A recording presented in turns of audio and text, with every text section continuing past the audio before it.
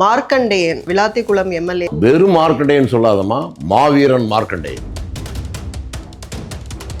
ஒரு முதலமைச்சரை சட்டமன்றத்திற்கு உள்ளேயே விழா எழுப்பி உடைப்பேன் என்று ஒருவன் பொதுவெளியிலே பொதுக்கூட்டத்தில் மைக் வச்சு பேசினதுக்கு பின்னாரையும் அவன் மேல நடவடிக்கை இல்லைன்னா இந்த நாட்டு மக்களுக்கு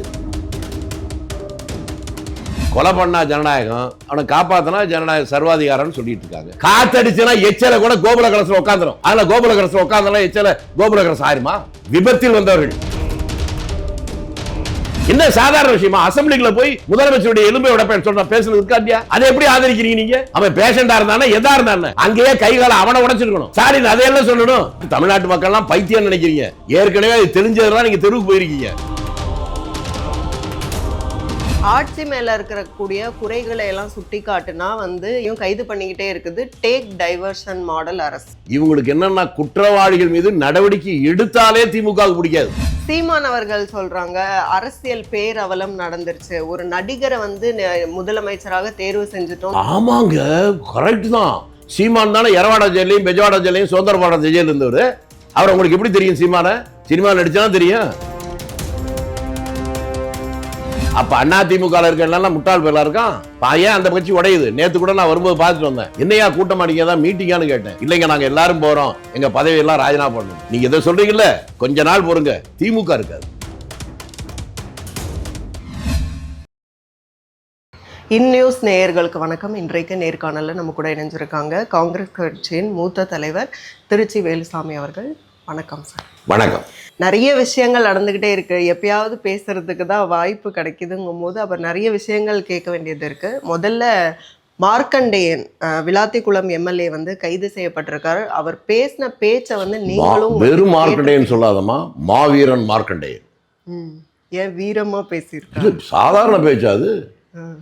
தெருவில் இல்ல, அசம்பிளிக்கு உள்ளே போய் முதலமைச்சர் எலும்பு உடைப்பேன்னு சொல்றது மாவீரன் பேச்சு தானே. மரியாதையை குறைக்காதீங்க. அப்படி அவர் பேசினது சரியில்லை அப்படின்னா கூட இப்ப அவரை கைது பண்ணும்போது இது சரியான செயல் இல்லை அப்படின்னு சொல்லிட்டு திமுகல இருந்து தாவேகா அரசை விமர்சிக்கிறாங்க. அதாவது இது சட்டத்தின் ஆட்சியா இல்ல சாத்தானின் ஆட்சியான்னு சொல்லி திமுக இருக்க சாத்தான்கள் இப்படி சொல்லுதா கேள்வி எழுப்புறாங்க. அது எப்படி சட்டமன்றத்தை பூட்டுவோன்னு எப்படி சொல்லலாம் அப்படின்னு சொல்லிட்டு அவருடைய மகன் ஒரு பேட்டியில சொல்லியிருக்காங்க. அவருடைய மகனுங்க ப்ரூவ் பண்ணியிருக்கான், அவ்வளோதான், வேற ஒன்றும் இல்லை. நான் அவனை திரும்பி கேட்குறேம்மா, இந்த சட்டத்தின் ஆட்சியா சாத்தானின் ஆட்சியான்னு சொன்ன சாத்தான் இருக்கேன், இந்த சாத்தான்கிட்ட போய் கேளுங்க. உங்கள் ஆட்சி நடக்கிற போது, உங்கள் அப்பா முதல் மந்திரியாக இருக்கிற போது மதுரையில் உங்கள் சொந்தக்காரனுடைய பத்திரிகை நிறுவனம் தினகரன் ஆஃபீஸ் அதை கொளுத்தி விட்டாங்களா? உங்கள் குடும்ப சண்டையில் 3-4 பேர் பத்திரிகாரன் செத்தானா? செத்து முடிச்சதுக்கப்புறம் அதுக்கு காரணகர்த்தா மீது நடவடிக்கை எடுக்க வேலா உன் சொந்தக்காரனே திரும்பி பார்க்குற போது உங்கள் அப்பா சொன்னது என்ன? முதல் மந்திரியா, கண்கள் பணித்தது, இதயம் இனித்தது. இதெல்லாம் சாத்தான்கள் தான் சொல்லும். அதைத்தான் இந்த சாத்தான் சொல்லுது. அதே மதுரையில் லீலாவதின்னு ஒரு கவுன்சிலர், கம்யூனிஸ்ட் கவுன்சிலர், பொதுவெளியில் அடித்து கொன்னாங்களா? கொன்னவங்களுக்கு அதுக்கப்புறம் கட்சியில் பதவி கொடுத்தாங்களா இல்லை அவங்க மேலே நடவடிக்கை எடுத்தாங்களா? அதைத்தான் இந்த சாத்தான்கள் சொல்லுது. அப்படி இவங்க நடக்கணும்னு. இப்போ நடப்பது சாத்தான்கள் ஆட்சி இல்லை என்பதால் தான் தவறு யார் செய்தாலும் அவர்கள் மீது நடவடிக்கை எடுக்கிறாங்க. நான் இதை 100% நான் வரவேற்பேன். காரணம் என்னன்னா, ஒரு முதலமைச்சரை சட்டமன்றத்திற்கு உள்ளேயே விழா எழுப்பி உடைப்பேன் என்று ஒருவன் பொதுவெளியிலே பொதுக்கூட்டத்தில் மைக் வச்சு பேசினதுக்கு பின்னாரையும் அவன் மேலே நடவடிக்கை இல்லைன்னா இந்த நாட்டு மக்களுக்கு என்ன எண்ணம் வரும்? தங்களுக்கு பாதுகாப்பு நினைப்பாங்களா? பயந்து போய் தானே இருப்பாங்க. இந்த நடவடிக்கை எடுக்காமல் இருந்திருந்தால் தெருவில் போகிறவங்க கூட நீங்கள்லாம் போகும்போது ஏய் என்ன நடக்கும் தெரியுமான்னு சொல்லுவான். என்ன ஆகும்? உங்களால் நடமாட முடியுமா? அவன் மேலே போலீஸ்காரன் ஏன்டா பேசுனேன்னா அவனுக்கு கேளு, அப்புறம் என்கிட்ட கேளு, அப்படி தானே சொல்லுவான். அப்படி ஒரு அசாதாரண சூழ்நிலை வராமல் மக்களுடைய பாதுகாப்பை கருதி இப்படி பேசுகிறவன் எவனாக இருந்தாலும் அவன் மீது இந்த அரசு நடவடிக்கை எடுக்கும் என்பதை காட்டுகின்ற வேலை செயலாக காட்டியிருக்காங்க. ஜனநாயக பண்பே இல்லை. அதைதான் பண்பு இருந்திருந்தா இவங்கள மாதிரி அவங்களும் தெருவில் போயிட்டே இருக்க வேண்டியதான். இதயம் இனித்தது, கண்கள் பணித்தது சொன்னாலும் அப்படி சிரிச்சிட்டுல போகணும். அதை சொல்றாங்க, அதுதான் ஜனநாயகம். கொலை பண்ணா ஜனநாயகம், அவனை காப்பாத்தினா ஜனநாயக சர்வாதிகாரம்னு சொல்லிட்டு இருக்காங்க. வார்த்தைக்கு அவங்க அர்த்தம் வேற, நம்ம அர்த்தம் வேற. மார்க்கண்டேயன் அவர்களை வந்து கைது பண்ணும்போது அப்ப வந்து சட்டப்படி வந்து ஒரு சில உரிமைகள் இருக்கும். அவங்கள போய் வக்கீல் பார்க்கலாம்னா பார்க்கலாம். அந்த மாதிரி இதெல்லாம் நீங்க பேசுற வெட்டி பேச்சுமா? இதெல்லாம் கேச்சு. ஒரு கொலை நடக்குது, அவனை பிடிக்க போறது வக்கீல் ஒண்ணு சொல்லுவீங்களா? என்ன பேசுறீங்க? எம்மிக்கே ஸ்டாலின் என்ன தெரியும் அந்த ஆளுக்கு? காத்தடிச்சுனா எச்சல கூட கோபுர கலசம் உட்காந்துரும். அதனால கோபுர கலசம் உட்காந்தா எச்சல கோபுர கலசம் ஆயிருமா? விபத்தில் வந்தவர்கள். முதலமைச்சர்னா நீங்க காமராஜர் சொல்லுங்க, ஓமாந்தூரார் சொல்லுங்க, குமாரபால ராஜாவை சொல்லுங்க, அல்லது ராஜாஜி சொல்லுங்க. அந்த சார்காலியில் உட்கார்ந்ததான் தமிழ்நாட்டுக்கு பிடிச்ச சாபம். அந்த சாபத்தை நீங்க அனுபவிச்சுட்டீங்க. இன்னமும் நீங்க திருந்த மாட்டீங்களா? அந்த தப்புல இருந்தா பாடம் கத்துக்க வேணாம். ஒரு தடவை நீங்க சுடுதண்ணியில கை வச்சா அடுத்த தடவை சுடுதண்ணில கை வைக்க கூடாதுன்னு தெரியணும். திரும்பி திரும்பி கை வச்சா அது உங்களுடைய முட்டாள்தனம். அவர் வந்து ஒரு சுகர் பேஷண்ட், அவருக்கு வந்து ரத்த கொதிப்பெல்லாம் இருக்கு. மருந்து கொடுக்க போனவங்களை கூட வந்து இதெல்லாம் உங்க கதைங்க. கொலை பண்றவன் சுகர் பேஷண்டா இருந்தா எவனா இருந்தா? உங்களை ரோட்ல போகும்போது ஒருத்தர் கையை பிடிச்சு இழுக்கிறான், போலீஸ்காரன் வந்து இழுத்தான்னா நான் சுகர் பேஷண்ட் கொஞ்சம் இருந்து கேட்டா விடணுமா? அவன் பேசுற பேச்சு என்ன? நீ மானம் உள்ள மனுஷனா இருந்தா, சோறு திங்கிறவனா இருந்தா, ஒரு முதலமைச்சர் சட்டமன்றத்துக்குள்ளே போய் எலும்பை உடைக்கிறேன்னு சொல்லும் போது இது அயோக்கியத்தனம், எங்க கட்சிக்காரனா கைது பண்ணு அப்படின்னு சொல்லி இருந்தா நீ மனுஷன் அர்த்தம். இது எவ்வளவு பெரிய மோசடி இது. அதை எப்படி நீங்க ஆதரிப்பீங்க சொல்லுங்க? என்ன சாதாரண விஷயமா? அசம்பிளிக்குள்ள போய் முதலமைச்சருடைய எலும்பை உடைப்பேன்னு சொல்ற பேசுறது இருக்கா இல்லையா? அதை எப்படி ஆதரிக்கிறீங்க நீங்க? அவன் பேஷண்டா இருந்தானே எதா இருந்தானே அங்கேயே கைகால அவனை உடைச்சிருக்கணும். அஜித் குமார் அடிச்சீங்கல்ல, பப்ளிக்ல 10 இடத்துல வச்சு அடிச்சே கொண்டீங்களா? இவனெல்லாம் கொல்லணும். ஸ்டாலின் அதையெல்லாம் சொல்லணும். அஜித் குமாரே அடிச்சு கொண்டோம், அது மாதிரி இவனை பொதுவிலே அடிச்சு கொள்ளுங்கன்னு சொல்லிருக்கணும். அதோட இப்படி சொன்னா தமிழ்நாட்டு மக்கள்லாம் பைத்தியம் நினைக்கிறீங்க. ஏற்கனவே அது தெரிஞ்சதெல்லாம் நீங்க தெருவுக்கு போயிருக்கீங்க. தெளிவா இருக்காங்க மக்கள். இப்படியே பேசுனீங்கன்னா அப்புறம் ஊர்லயே இருக்க முடியாது. ஆட்சி மேல இருக்கக்கூடிய குறைகளை எல்லாம் சுட்டி காட்டுனா வந்து யாரெல்லாம் சுட்டி காட்டுறாங்களோ, முன்னாள் அமைச்சர்கள் ஆகட்டும், அதுக்கப்புறம் வந்து திமுகவுக்கு ஆதரவா பேசுறவங்க எல்லாத்தையும் கைது பண்ணிக்கிட்டே இருக்குது டேக் டைவர்ஷன் மாடல் அரசு. அது என்ன குற்றச்சாட்டு சொன்னாங்க சொல்லுங்க. அப்பதானே உங்களுக்கு புரியும். ஏன்னா பொத்தாம் பொதுவா இப்படி பேசினா அது புரியாது பார்க்குறவங்களுக்கு. இந்த சொன்னாங்க, குற்றச்சாட்டை சொன்னாங்க, அதனாலதான் பிடிச்சிருக்காங்க, பழி வாங்குறாங்கன்னு சொன்னா அதுக்கு பதில் சொல்லலாம். பொதுவா சொன்னா இவங்களுக்கு என்னன்னா குற்றவாளிகள் மீது நடவடிக்கை எடுத்தாலே திமுகவுக்கு பிடிக்காது. நான் உங்களை பார்த்து கேட்கிறேன், தூத்துக்குடியில் அந்த போராட்டத்தில் 13 பேரை சுட்டு கொண்டுச்சா போலீஸு. அதில் ஒரு இளம்பெண்ணுடைய 15 வயது பெண்ணு அதனுடைய வாயிலே துப்பாக்கி வச்சு சுட்டானா? அருணா ஜெகதீஷன் கமிஷன் விசாரிச்சு அதில் யாரெல்லாம் குற்றவாளிகள் சொன்னாங்களா? சொன்னவங்க மேல நடவடிக்கை எடுத்தாங்களா? ப்ரமோஷன் கொடுத்தாங்களா? ப்ரொமோஷன். அவங்களுக்கு இது அவங்களுக்கு அதுதான் ஜனநாயகம். நடவடிக்கை எடுத்தா அது சர்வாதிகாரம்.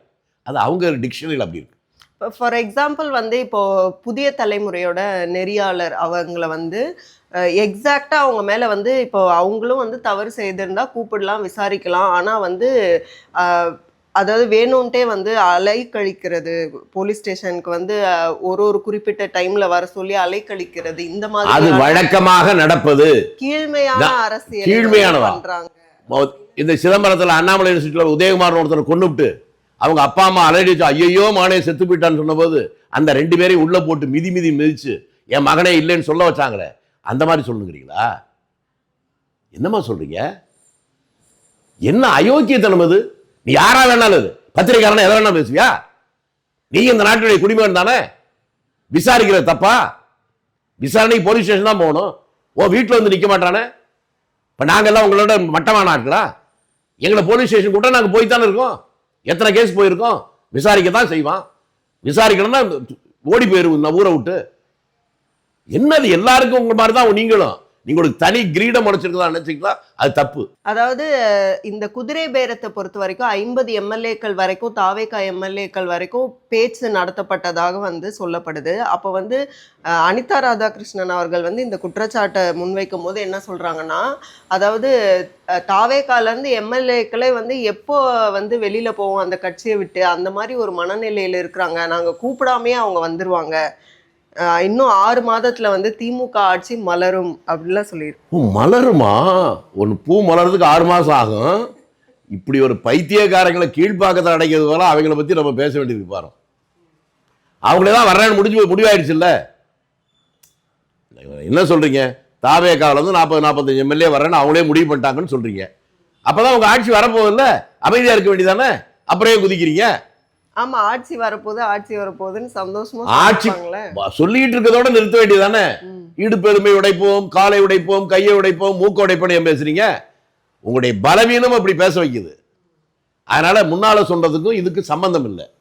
நீங்கள் சொல்வது பொய். உங்கள் வார்த்தையில் உண்மை இல்லை, உங்களுடைய செயலில் நேர்மை இல்லை. சட்டமன்றத்தை பூட்டுவோன்னு எப்படி வந்து ஒரு முதலமைச்சர் வந்து பேசலாம் அப்படின்னு சொல்லிட்டு அவருடைய மகன் வந்து அந்த பேட்டியில வந்து கேட்க. ஆனா கிறுக்கு பேசலாம், பேசாம சட்டமன்றத்தை எப்போ 24 மணி திறந்தே வச்சிருப்பாங்களா? என்னமா பேசுறீங்க? என்ன பேசுறீங்க எனக்கு புரியல. யாரோ லூசு போய் பேசுறான்னு அதை போய் கேட்டுக்கிட்டு வேற ஏதாவது பேசுங்க.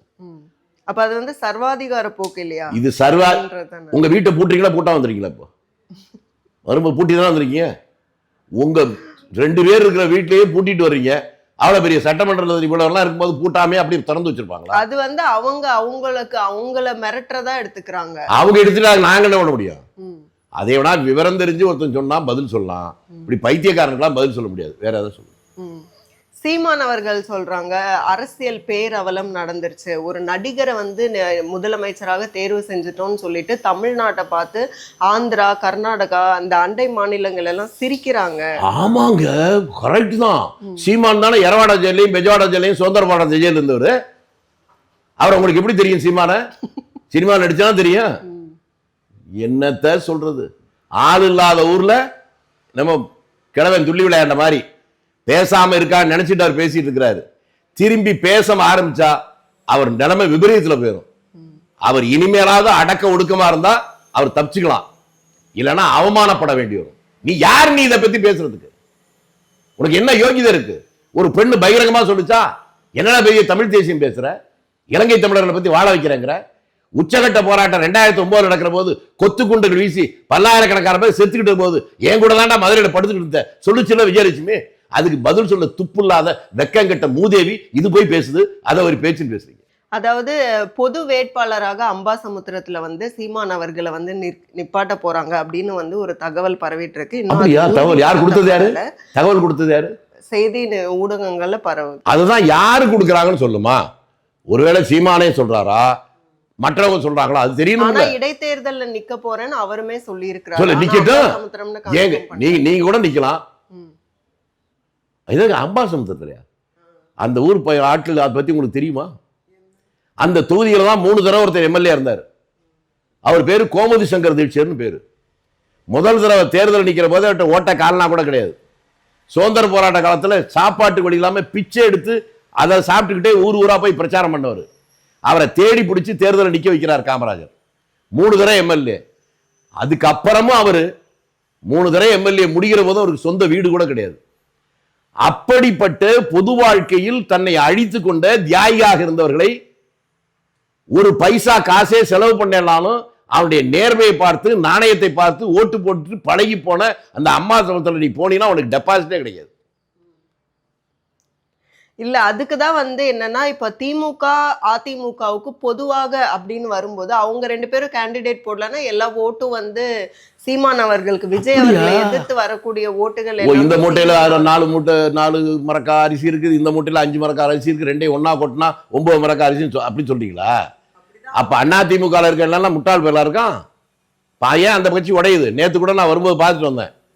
ஒரு 1000 பேர் நின்னாங்க திண்டிவனத்துக்கிட்ட. ஏன்டா எல்லாரும் எங்க பதவியை ராஜினாமா பண்றதுக்கு போயிட்டு இருக்கோம்னு. இன்னைக்கு செய்தியில வந்திருக்குமே. நான் அவங்கள பார்த்தேனா, பார்த்து என்ன பார்த்தோன்னே எல்லாம் ஓடி வந்து பேசினாங்க. என்னையா கூட்டம் அடிங்க தான் மீட்டிங்கான்னு கேட்டேன். இல்லைங்க நாங்க எல்லாரும் போறோம், எங்க பதவியெல்லாம் ராஜினாமா பண்ணணும். நீங்க எதை சொல்றீங்கல்ல, கொஞ்ச நாள் பொறுங்க, திமுக இருக்காது. ஏன் திமுக இல்லாம எங்க போகுது? அவங்கதான் வந்து ஆட்சியில இல்லைன்னா கூட மக்கள் பணியில நாங்க தொடர்ச்சியா என்ன? மக்கள் பணிக்காதான் குடும்பத்தோட சார்ட்டர்ட் பிளைட்ல லண்டனுக்கு போனீங்களோ? மக்கள் எந்த மக்களுக்கு? எந்த மக்கள் பணிக்காக சார்ட்டர்ட் பிளைட்ல டெல்லி இதுக்கு லண்டன் போனீங்க சொல்லுங்க. கேட்கிறவன் கேனையா இருந்தா எருமமாடி ஏரோப்ளேன் ஓட்டுங்கிற மாதிரி கேள்வி கேட்கறீங்க. மக்கள் பணியாகுங்க. எந்த மக்களுக்கு பணியாற்றுறாங்க? நாடாளுமன்ற மழைக்கால கூட்டத்தொடர் நடந்துகிட்டு இருக்கு. அப்போ வந்து 2 பில்ஸ் வந்து முக்கியமாக பாஸ் பண்ணப்பட இருக்கு. அதாவது ஒரே நாடு ஒரே தேர்தல் அதை வந்து கொண்டு வரதுக்கான பில்லு, அதுக்கப்புறம் வந்து டீலிமிட்டேஷன்.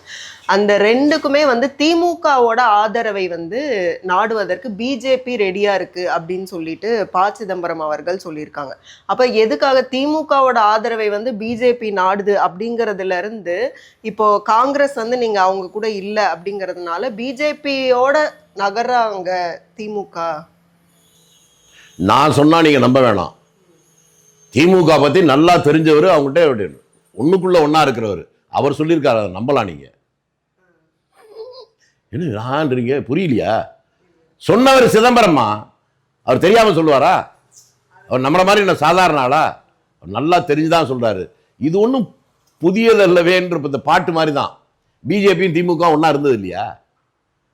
வாஜ்பாயின்னு ஒருத்தர் பிரைம் மினிஸ்டர் இருந்தாரா? நான் என்ன சொல்றேன்னு புரியுதா? அவங்க என்ன வேணாலும் பேசுவாங்க, எப்ப வேணாலும் பேசுவாங்க, எப்படி வேணாலும் பேசுவாங்க. பிஜேபி ஆட்சியிலேயே 2 பேர் மந்திரியா இருந்தாங்களா இல்லையா? அப்புறம் என்ன பிஜேபி கூட சேர மாட்டாங்க? அவங்க தானே. உங்களுக்கு அது தெரியுமா?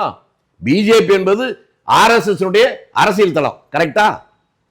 அந்த ஆர்எஸ்எஸ் பற்றி நாடு முழுக்க தப்பா பேசிட்டு இருக்கிற போது முரசொலியில இவங்க அப்பா தான் அன்னைக்கு ஒரு கடிதம் எழுதினார். ஆர்எஸ்எஸ் பற்றி மக்கள் பல பேர் தவறாக நினைத்துக் கொண்டிருக்கிறார்கள். அது ஒரு சமூக சீர்திருத்த இயக்கம். நம்ம ஊர் திராவிட கழகத்தை போலன்னு. இப்ப தீகாவை எவ்வளவு கேவலமா பேசுகிறார், புரியுதா? இப்போ இப்படி சொன்னவர் அவங்க அப்பா. அவங்க போய் ஒன்னா சேர்றது என்ன பெரிய ஆச்சரியம்? அவங்க ஜனநாயகத்துக்கு எதிரானவங்க. எம்மா உன்னை பார்த்தா பாவமா இருக்குமா? திமுக பத்தி உனக்கு தெரியல. சத்யராஜ் அவர்கள் வந்து பேசும்போது சொல்றாங்க, திமுகவுக்கு ஒன்றும் வந்து தேர்தல் அப்படிங்கிறது ஒரு பொருட்டு கிடையாது. அவங்க வந்து ஆரம்ப காலகட்டத்தில் தேர்தலெல்லாம் நிற்க வேண்டாம், மக்களுக்காக சேவை செய்யணும் அப்படின்னு ஆரம்பிக்கப்பட்ட இயக்கம் தான் திமுக. அதனால தேர்தலில் வெற்றி தோல்விங்கிறதெல்லாம் எங்களை பாதிக்காது. இன்னொன்று, இப்போவும் எங்களுக்கு முதலமைச்சர் வந்து மு.க. ஸ்டாலின் அவர்கள் தான். அப்போ வந்து இப்போ வந்து யாரெல்லாம் வந்து மினிஸ்டர்ஸ்னே தெரியாமல் இருக்கு. எங்களை பொறுத்த வரைக்கும் மினிஸ்டர் மா சுப்பிரமணியன் அவர்கள் தான் வந்து இப்போதைக்கும் சுகாதாரத்துறை அமைச்சர் அப்படின்னு பேசியிருக்காரு. சொல்லிட்டாரா? கரெக்டாக தான் சொல்லியிருக்காருமா. இப்போ 2 விஷயத்த சொல்லணும். ஒன்று, நாடு முழுக்க என்ன தப்பாக நினச்சிட்டு இருக்கோம்னா, பெரியார் வந்து 72 வயசுல 25 வயசு பொண்ணை கல்யாணம் பண்ணாரா? இது பொருந்தா திருமணம்னு சொல்லி ப்ரொட்டஸ்ட் பண்ணி அண்ணா தலைவடி வந்தார். அந்த நேரம் தான் இந்தியாவுக்கு சுதந்திரம் வந்துச்சு. சுதந்திரம் வர்ற போது பெரியார் சொன்னாரு இது துக்க நாள்னு. இல்லை பெரியார் சொல்ற மாதிரி துக்க நாள் இல்லை, இதை இன்பத் திருநாள்னு வந்தாரு அப்படின்னு தான் நம்ம தெரிஞ்சுக்கிட்டு இருக்கோம். இப்பதான் அது எதுக்காக பிரிஞ்சதுன்னு தெரியுது. சத்யராஜ் சொல்லி என்ன இவர் பெரிய மேதை இல்லை. ஆனா அவர் எப்படி பேசுறதை பத்தி இப்பதான் ஞாபகத்துக்கு வருது. அவர் பையன் யாருமா? சத்யராஜ் பையன் சிபி சத்யராஜ். அவன் ஒரு பேட்டி கொடுத்தான பாத்தீங்களா? எங்க அப்பா உடம்பு ரொம்ப மோசமா போச்சு, தினம் மாத்திரை போட்டாகணும், ஒரு நாள் மாத்திரை போடலனாலும் எதையோ உளர்றாருன்னு. அன்னைக்கு மாத்திரை போட்டு இல்லையே, திமுக மேல அவருக்கு வந்து அவ்வளோ ஒரு பிரியம் இருக்கு. இப்ப கூட இந்த ஆளும் அரசும் திமுகவை ஃபாலோ பண்ணி போனா நல்லது. ஃபாலோ பண்ணி போனா சுடுகாட்டு போயிடலாங்கிறாரா? திமுகவோட வழியில அதான் பையன் சொல்லிட்டான்னு சொல்றேன்மா. மாத்திரை போடாத நேரத்துல பேசுறது உளர்றதுமா. அதை போய் பேசிக்கிட்டு மாத்திரை போட்டதுக்கு நிதானமா இருக்கும்போது பேசுவோம். அப்பெல்லாம் பேச மாட்டார். நல்ல மனுஷன்.